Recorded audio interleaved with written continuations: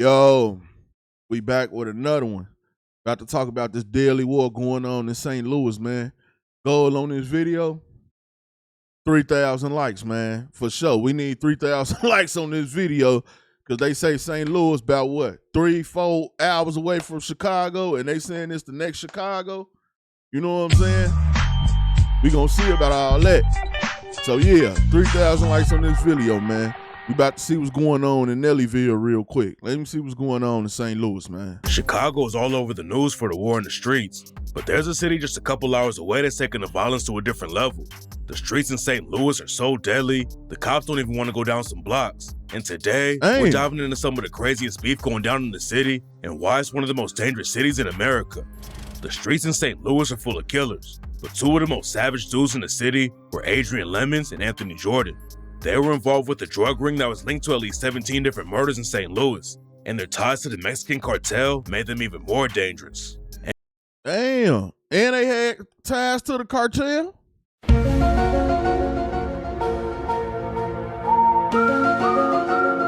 really moving it, wasn't they? Anthony Jordan wasn't just killing people though. He took the brutal violence in St. Louis to another level and even dissed the ops he killed by taking photos of them when they were inside funeral homes. One time, he even hid a dead body that was inside a funeral home, and Anthony Jordan kept photos and videos of everything on his phone. A lot of street dudes try to bribe cops and ease up the pressure, but Anthony Jordan even tried to get the feds on his side and wanted to bribe the US Marshals. Anthony Jordan had people in the streets terrified of him, but his homie Adrian Lemons was the one calling the shots. The drug game is huge in St. Louis, and Adrian Lemons linked up with the Mexican cartel back in 2012 and started bringing in weight from Mexico. Adrian Lemons and Anthony Jordan became two of the biggest dealers in the city, and when the feds finally busted them, they found over 60 kilos. Man, y'all already know how that's going. FBI, open up! Look, man, let me tell y'all something. See, the reason it's so hard to be a drug dealer is because everybody telling. Goddamn, somebody gonna tell on you. Cameras on there, cameras on all the phones. People get pulled over, caught by police with the work. They tell the police they got a rebuke. See, that's why I couldn't ever be no drug dealer. Everybody would be dead. I couldn't trust nobody if I was a drug dealer. I'd be done kill everybody. Everybody would have to go. I can't trust the people I'm selling to. I can't trust the people I'm working with. You gotta put your trust in too many people. And that's why most people fail at it. Because at some point, somebody gonna flip, somebody gonna become a informant, somebody gonna get caught with the work, and they gonna blame you, and it's always gonna come back to you, and then you gonna be getting investigated, then they gonna lock you up, and then it's like it's all for nothing, bro. Of cocaine and 1.3 million cash. It took the feds years before they could catch Adrian Lemons and Anthony Jordan though, and while Anthony Jordan was free, he pulled the trigger on at least 9 people and left them dead in the street. Damn. The first shooting that the cops pinned on Anthony Jordan was a brutal triple murder that went down in 2008. On April 20th, 2008, his first body was a triple murder? That's 3 bodies. Like his first body was a triple murder? Wow. the cops responded to a shooting in North St. Louis and found a whip with bullet holes all over it. The car was still running when the cops pulled up, and they found the dead bodies of Al Walters. Bro, look at that car. Man, how you Swiss cheese the whole front of the car like that? Walters, Lenny Jackson, and Keith Burks inside it. Anthony Jordan allegedly thought that Al Walters was working with the cops, so he slid on him around 2 in the morning and killed him. Damn. Al Walters was the one that Anthony Jordan wanted to take out, and Lenny Jackson and Keith Burks were just in the wrong whip at the wrong time. Then in 2010, Anthony Jordan caught 2 more bodies when he killed Marquise Jones and Kiara. He went and got 2 more? Damn.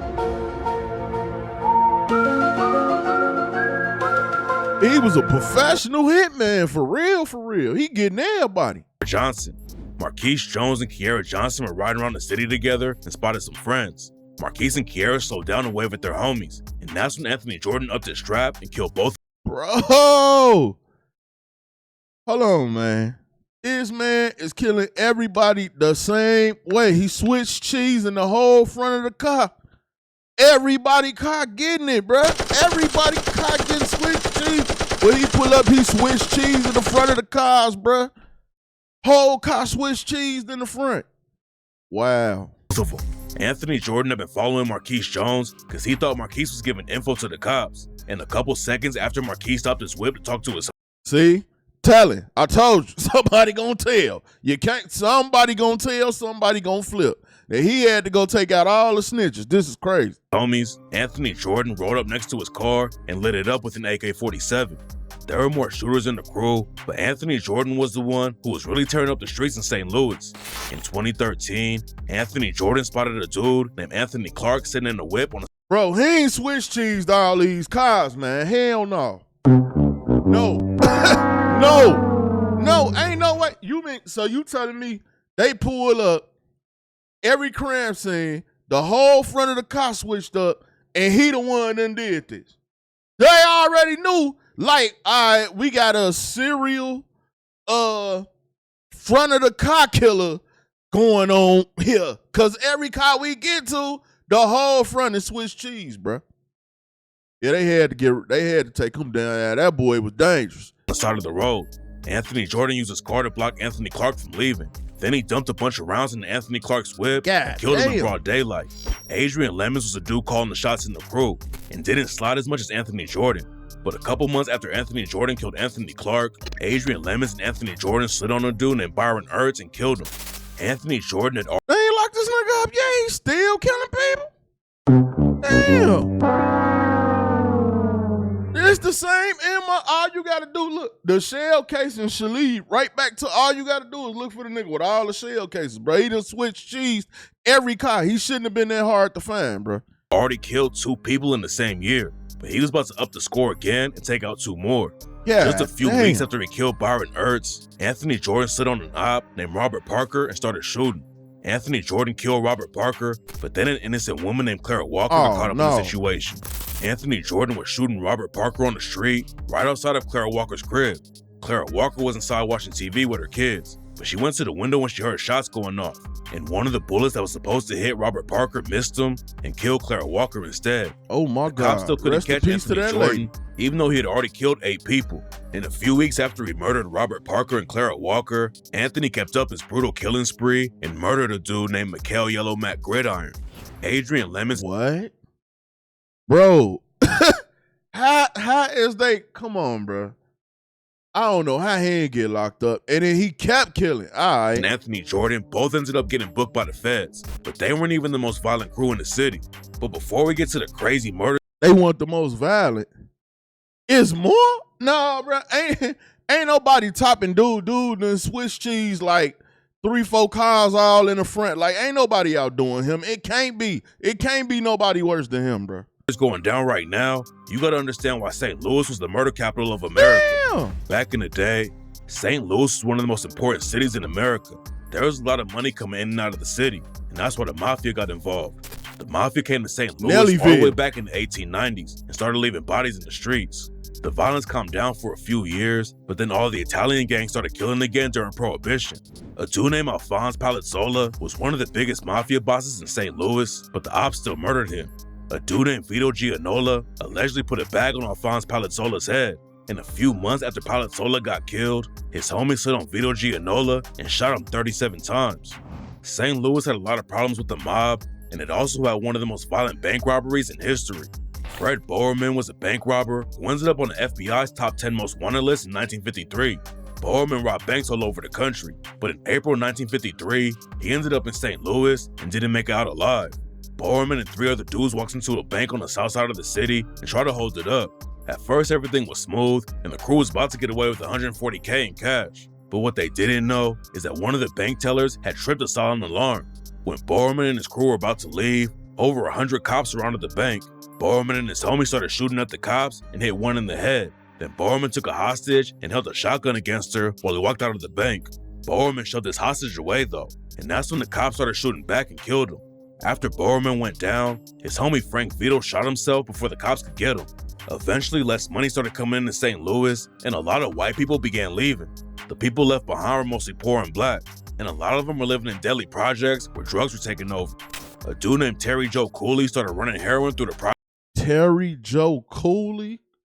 Projects in the 70s and became one of the biggest drug lords in the city. Terry Joe Cooley was driving flashy cars and wearing diamonds and I ain't gonna lie, he looked like he wanted all the smoke. I ain't gonna lie. Mr. Cooley coming to run the block, goddammit. He looked like he want all the smoke, though. No cap. But all the money put a target on his back, and he ended up getting murdered in a crazy situation. Terry Joe Cooley wanted to take over the whole drug game in St. Louis. See, he wanted all the smoke, Started like out I pushing said. heroin in the projects, and he was taking out everyone who got in the way. Terry Joe Cooley had a lot of power, but he was making a ton of enemies too, and that's why he got murdered with his wife, his son, and one of his homies. After Terry Joe Cooley was killed, the violence in the projects got even worse. A dude named TJ Ruffin started running the same projects. TJ Ruffin had a lot of ops too. TJ Ruffin? Oh, no. You know he with it. I ain't got little TJ Ruffin. You know he would smoke. And they tried to take him out while he was sitting in the bar. Two brothers caught TJ lacking at the bar and up their straps, but TJ took one of their guns and killed both of them on the spot. Everyone in the streets knew that. Hold on. Hold on. The brothers caught him at the bar, tried to kill him. He ended up taking one of the brothers' gun and killed both the brothers. Give it up for TJ Ruffin, man. He with all the smoke, man. He about all that, man. He didn't kill two brothers. He took one gun. One of the brothers' gun killed two. They thought they caught him lacking, man. Y'all salute TJ Ruffin, man. He wasn't playing no games. TJ Ruffin wasn't the one to play with, but the ops weren't the only ones he had to worry about. After TJ Ruffin killed the two brothers, the cops were all over his case. They tracked TJ down in his girlfriend's apartment and heard shots when they pulled up. TJ had already spent a lot of time in prison. See, when them old school players, when you doing a documentary on them old school players, you know, you hear about they got killed with the wife, but the police caught them at the girlfriend house. You see what I'm saying? Like, this nigga had girl over here, girl over there. The police always catch them. That's what back in the day, the police always catch you with the female that you don't supposed to be with. You know what I'm saying? Be like, damn. They think a nigga mad because they got caught by the police. No, the nigga mad because he done got caught with the wrong girl, goddammit. You know what I'm saying? That's how them old school players be. And tried to shoot his way out of the situation instead of getting locked up again. After TJ started shooting at them, the cops threw some tear gas inside the apartment and it sparked a fire. TJ still wouldn't come out though. And after the fire was extinguished, the cops found TJ and his girlfriend's bodies inside the crib. The murder rate kept going up, and it popped off like crazy in the 80s and 90s. After crack cocaine started getting pushed all over St. Louis. Hello, man. They burnt TJ alive in the crib? That's crazy. The gang crime went to another level and turned the streets into a war zone. Gangs from LA were moving into St. Louis. And that's when a lot of people started banging Bloods and Crips. But just like in LA, the situation wasn't that simple, and it isn't just Bloods beefing with Crips. Crews usually click up with other sets around the same hood. So you have Crips who beef with Crips, Bloods that beef with Bloods, and way more gangs all over the city.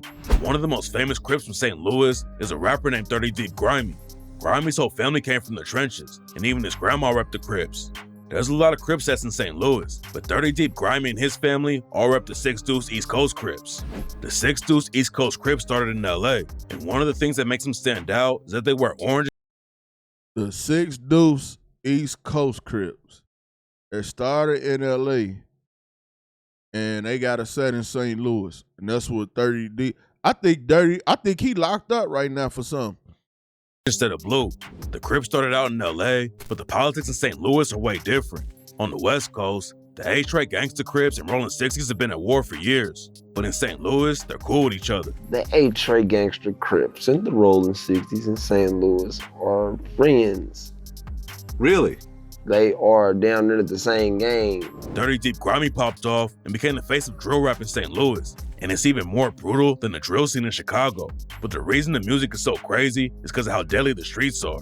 30 Deep Grimy saw his first murder when he was just 8 years old, and his little brother got killed while 30 Deep Grimy was locked up on a gun charge. Eventually, 30 Deep Grimy decided to hop in the booth, and then he dropped one of the most disrespectful tracks in the game. Back in 2019, 30 Deep Grimy dropped the track Dead Goofies and dissed a bunch of ops from all. This nigga made a song called Dead Goofies.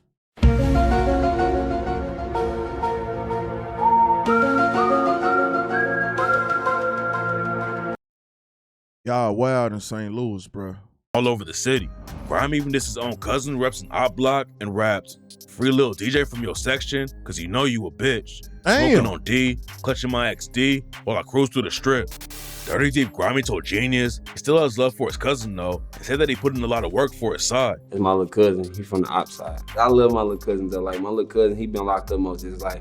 He put a lot of work in for his side. Then on the same track, 30 Deep Grimy dissed an op who had his own mom putting out hits and raps. Them niggas telling on each other, telling free Lil Tyrell, throw him a homecoming party filled with demons and shells. Grimy was talking about a dude named Lil Tyrell who got booked for a murder back in 2013.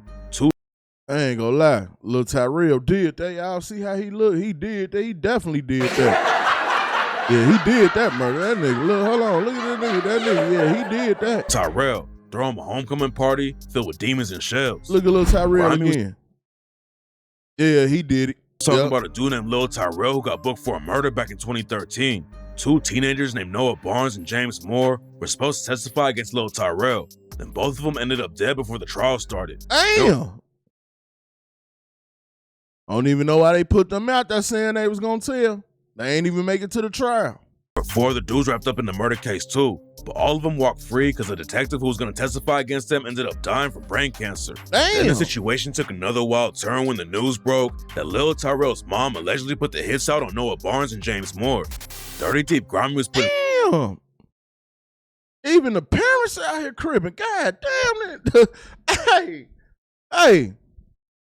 Imagine being a Wayne and your mama gonna tell you, hey, Smoke Shorty them, what they do? They stepped on my grass, goddammit. He smoked, came through here with them Nikes on and she stepping on my grass. Go kill them niggas. I got hits on them for stepping on my grass, goddammit. 500 a head, they stepped on my grass, goddammit. in St. Louis drill on the map, but then he got booked on a gun charge and the judge handed down a 7.5-year sentence right when 30 Deep— Damn. 30 Deep Grimy, already convicted felon. Damn, falsified bill to sell, sentenced to 7 years. Damn. Grimy was really starting to pop off. 30 Deep Grimy got so down with the gun charge, but this next rapper almost got locked up for life after he shot an op in the head. CTS Lil Wick is a white rapper from St. Louis who's been trying to make it in the rap game for a while. But what really got his name popping was when he got into a shootout in the middle of the street. Back in 2022, Lil Wick and his homies were riding mini bikes around the city when they were spotted by a dude named Joseph Shaw. Joseph Shaw was going the other way down the street, but then he hit a U-turn in his Jeep and pulled up next to Lil Wick. It's not clear what sparked the issue, but Joseph Shaw, the homie who was riding with him, up their strap and started shooting at Lil Wick and his homies. Lil Wick was ready for the smoke though, and he killed Joseph Shaw with a headshot. Damn. Lil Wick drove off and did the race for a couple months, but then the cops tracked him down and booked him on a murder charge. Lil Wick's name was all over the news and got more eyes on his music, but the prosecutors tried to use his lyrics against him in court. They tried to make Lil Wick look bad during the trial, but the prosecutors didn't really have a case. The cops found the gun that had been fired in Joseph Shaw's whip, and when they did the autopsy on him, they found that Joseph Shaw was tweaking on meth when he got killed. Lil Wick was facing life in prison, but he beat the case and got even more momentum in the rap game. His first day out track racked up over 1 million views, and Lil Wick started getting booked on big shows like No Jumper. Damn. A lot of people don't know how crazy St. Louis really is, but Lil Wick aired it all out when he went on I definitely ain't know St. Louis was this crazy. No Jumper. He said Glock switches are all over the city, and you can get one for like $150. There's a lot of kids running around with guns in St. Louis, and Lil Wick said he got booked for his first shooting when he was 13. According to Lil Wick, an older dude in the hood started flashing his gun at him, so Lil Wick pulled out his own gun and shot the dude. CTS Lil Wick got a lot. Y'all already know what it's time for. Go ahead, put St. Louis on my no-fly zone list. Yup. No Memphis, no St. Louis. I ain't walking around, but y'all flipping whole trucks, dudes getting shot in the head, all type of stuff, dudes dying in fire. What one dude done Swiss cheese about 8, 9, 10 cars? Like, come on, man. A lot of clout in the rap game for killing a dude and beating the case. But most rappers in St. Louis end up dead or in jail before anyone outside the city even hears about them. Swag Huncho was a rapper who had a crew called 3 Problems with his homies Lil Tay and Rello. Swag Huncho wasn't just making music though, and a lot of sources claim he had at least 5 bodies. Damn. Bro. 5 bodies? No, bro. Hell no. Ain't no way you got in front of that camera like that and everybody knew you had 5 bodies. That's wild, bro. Rumors, Swag Huncho backdoored a few of his own homies though. Damn. That's why he ended up getting killed. Swag Huncho allegedly set up 3 of his homies just in 2015, and people around him knew he couldn't be trusted. So according to rumors, Swag Huncho's homie Blenda Boo took him out. Swag Huncho had allegedly backdoored another dude from Blenda Gang named Gino. So Blenda Gang clapped back and took Swag Huncho out. A lot of people think Blendable was involved with Swag Huncho getting killed, and Blendable ended up getting murdered not too long after Swag Huncho died. And wait. So the whole gang just murdering each other. And that's what y'all want to be a part of. He kicked off the back door. He backdoored 3 homies. Then they backdoored him, took him out. Then they came back and backdoored the one that took him out. This is shit y'all want to be a part of. This how y'all gang banging these days? Well, y'all crazy as hell. There's a few famous rappers who made it out of St. Louis, like Sexy Red and Nelly. But everyone in St. Louis knows about Jizzle Bucks and Lil Half for something way crazier than their music. Jizzle Bucks and Lil Half both came up on the south side of the city and started hustling when they were just kids. They were always rapping too though, and both of them hopped in a booth as teenagers. Jizzle Bucks and Lil Half repped a crew called the 5-5 Boys, and they were known for always giving back to the community. They started getting some buzz in the rap game and were always loyal to St. Louis and wanted to help people out. Jizzle Bucks and Lil Half were known for flexing cash and cars, and they even opened up their own nightclub called Halftime. But what a lot of people didn't know is that they were destroying the city behind the scenes. St. Louis is a crazy problem with fentanyl and people dying from overdoses. Heroin and pills get laced with fentanyl, and it's so strong that it kills a lot of people before they can get help after starting to overdose. Jizzle Bucks and Lil Half made it look like they cared about the city, but at the same time, they were pushing huge shipments of fentanyl into the city and leaving all kinds of people dead from overdoses. Jizzle Bucks was popping off in the rap game too though, and in 2019, he linked up with King Von for the track What's Next. Jizzle Bucks and King Von both flexed about beating murder cases, and Jizzle Bucks rapped, "Beat a murder charge, nigga what's next? I'll just call him prepaid and collect. Now I'm home nigga, you should know the rest." And on the same track, Jizzle Bucks bragged about pushing fentanyl and raps, 3 spots, 20 daily on that crazy south. That brick of fen, $90. It came with a vouch. Shooters in my living room, won't make it past the couch. Fez was in the living room. And then y'all always be like, everybody telling on y'all. Everybody snitching. I ain't gonna lie, it is a lot of people snitching. But I mean, damn, if you gonna hop in the booth, ain't that snitching too? I mean, damn, like, niggas just hopping on track. Yeah, got the fentanyl right next to the money. Got the fentanyl all through with the spot. 3 spots, 20 daily on the crazy south, brick of the fentanyl all over what you need. Y'all telling them everything, bruh. Y'all need some lingo. Y'all gotta learn how to talk in code. Y'all telling everything. This is crazy. Room, ripping up the house. Linking up with King Von was a big win, but Jizzle Bucks and Lil Half also started getting into some drama in the rap game. And at one point, they allegedly put hands on 30 Deep Grimy when they ran into each other. The 5-5 Boys kept popping off and linked up with Lil Baby, but there was some drama behind the scenes, and they tried to press Lil Baby when he showed up a couple hours late to a video shoot. The 5-5 Boys were moving like they were untouchable, but in 2024, it all came crashing down for them. The feds started investigating Jizzle Bucks, Lil Half, and the rest of the crew, and in 2024, 15 alleged 5-5 Boys affiliates were sentenced on drug and gun charges. When the cops raided the 5-5, same story. I think a lot of y'all just like repeating this same story, bro. Y'all know them people gonna come. You know you gonna get to a certain point where them people coming because somebody gonna tell, or somebody done got caught with that work, or one of the CIs telling on you, or somebody in your gang jealous on you, they'll tell on you. And y'all know this, but y'all still keep doing the same thing. Boy stash spots, they found over 20 guns, 120K in cash, and thousands of fentanyl pills. Jizzle Bucks got hit with 12 years, Lil Half went down for 11, and the rest of the crew are all gonna be off the streets for years. The 5-5 Boys were one of the most powerful crews in the city because they had ties to other sets like the Young Project Goons, Team Knockout, The Strip, Project Goons, Team Knockout, god damn. Pressure Gang, and more. But they weren't the only ones pushing fentanyl in St. Louis. Around the same time that the 5-5 Boys were getting taken down, the cops also booked a major dealer named Freeman Whitfield on a murder charge. Whitfield was running fentanyl, cocaine, and heroin through St. Louis, and he was working with another dude named Guy Goolsby. Oh, how big is St. Louis? They catching them with enough drugs to take out the whole city. Like, damn. I wonder how big St. Louis is. Like, goddamn, these drugs. Like, bro, where y'all gonna hide all these drugs at? I never knew St. Louis to be like that big of a city, bro. Why the hell y'all hiding this shit? They going straight to it because it is right there in plain sight. Book bags open, all on the table, right next to the money. Y'all don't live by no rules, no codes no more, bro. Why is all the drugs is right where the money at?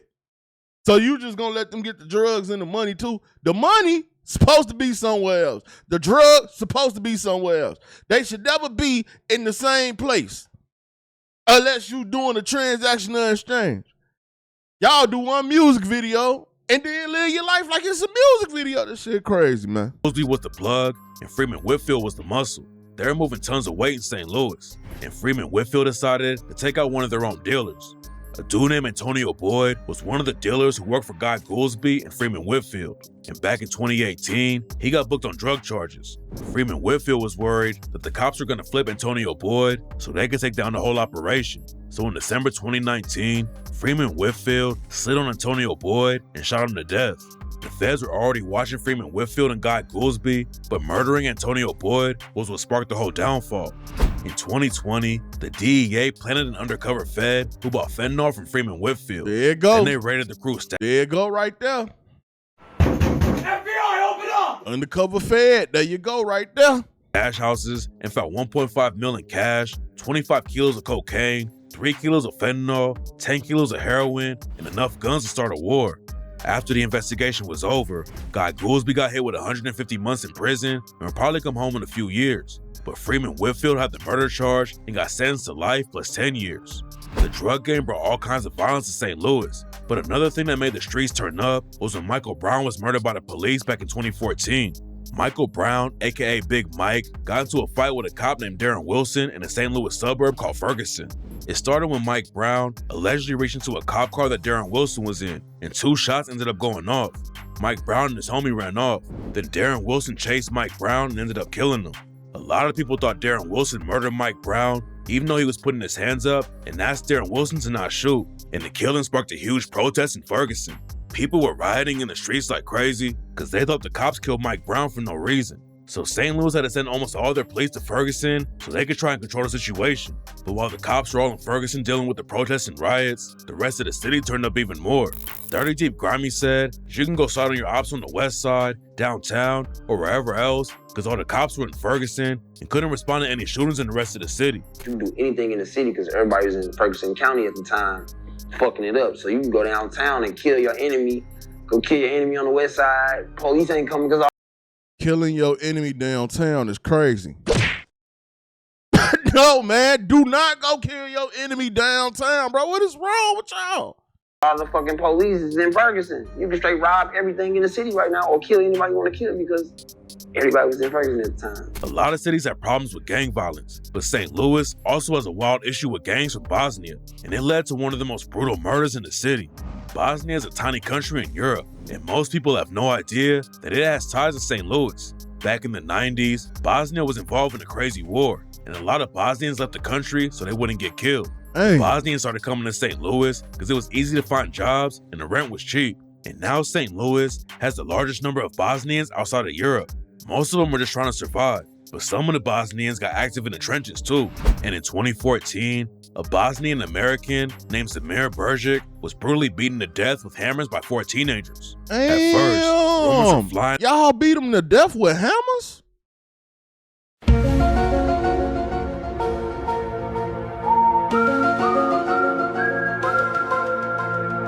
That did it right there. I ain't going to St. Louis. That did it for me right there. No, hell no. Bergic repped a Bosnian gang. And then some people thought it was a hate crime because he was a white Bosnian and the teenagers who killed him were all black and Latino. It was one of the most violent murders in the city.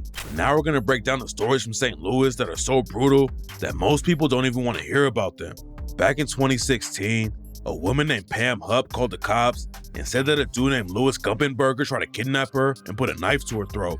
When the cops rode up to Pam's house, they found Louis Gumpenberger dead inside Pam's house. And she told them that she had to shoot Louis because he came at her like a madman. At first it looked like a simple self-defense case, but then a week after it went down, Pam Hupp got hit with the murder charge. When the cops came to pick her up, Pam asked to use the bathroom before they put her in cuffs. The cops let her go to the bathroom, and that's when Pam tried to slice her own neck and wrist open with a ballpoint pen. Damn. Turned out Pam wasn't some innocent woman who got attacked. She was actually a brutal murderer who had already killed her mom and best friend. Pam stabbed her. Wait a minute. Wait a minute. Granny done killed her mama and the best friend and done killed dude and then tried to kill herself. Oh, hell no. Yep. Won't be in St. Louis. Her best friend 55 times and then blames it on her friend's husband. And she also pushed her own mom off of a balcony so she can get insurance money. Pam Hubb's case was wild, but this next dude might have killed over 20 women. Maury Travis came up in St. Louis and was living in Ferguson when the cops arrested him for killing Alicia Greenwade and Betty James. When the cops raided his crib, they also found a tape that showed Maury Travis torturing and murdering one of the women. But that was only the beginning of the story. This nigga recorded himself for killing the women? Oh, hell no. Turned out that Maury Travis was a serial killer who had been picking up prostitutes and murdering them.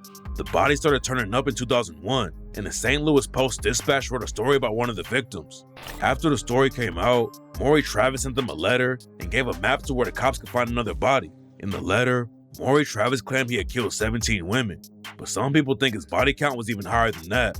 We'll never know how many people he really killed though, because Maury Travis killed himself in jail before his trial could start. St. Louis used to be the murder capital of America, but the violence is actually starting to slow down a little bit.